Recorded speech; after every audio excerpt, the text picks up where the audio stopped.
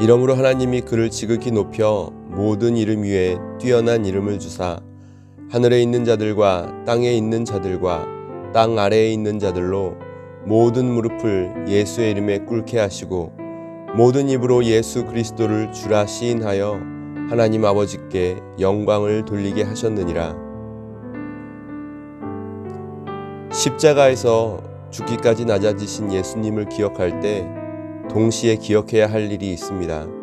그것은 바로 가장 낮은 곳에서 죽으신 그 예수님을 하나님께서 다시 살리시고 지극히 높이셔서 세상의 모든 이름 가운데 가장 뛰어난 이름을 주셨다는 것입니다. 그리고 모든 사람들로 예수님의 이름에 무릎을 꿇게 하셨다는 말씀입니다. 예수님께서는 하나님과 동등하신 그 위치를 버리고 이 땅에 낮은 자, 곧 종의 모습으로 오셨습니다. 사람들 위해 군림하거나 통치하려 오신 것이 아니었습니다. 가장 낮은 사람의 자리에서 가장 낮은 자들의 삶을 체휼하시고 그들을 죄에서 구원하시려고 오신 것입니다. 그래서 가장 낮은 자리였던 십자가에서 모든 사람을 위해 죽으셨습니다. 그 결과가 무엇이었습니까? 그 결과는 모든 인류를 구원하실 그 계획을 이루신 것뿐만 아니라 예수님의 이름도 지극히 높아진 것이었습니다. 하나님께서 낮추시는 데에는 그만한 목적이 있는 것 같습니다. 성경에 나오는 믿음의 인물들이 고난을 당하게 하시고 그들을 낮추셨던 것은 그들에게 어떠한 목적이 있었기 때문이었음을 발견할 수 있습니다. 그것은 바로 그들을 높여서 사용하시기 위함입니다.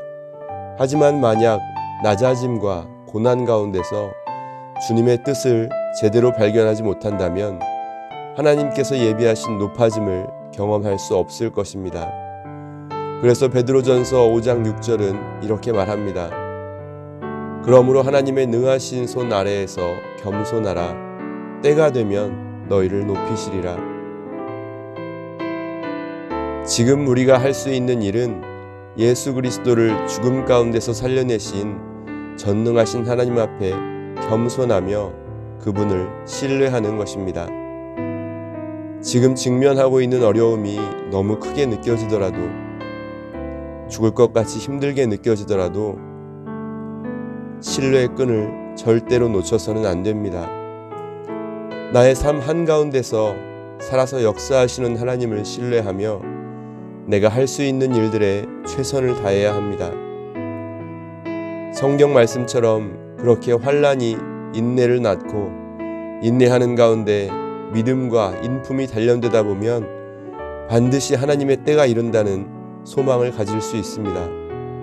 그리고 하나님의 때가 이르면 예수님을 높이신 하나님께서 당신의 자녀인 우리 역시 높여주실 것으로 확신해야 할 것입니다.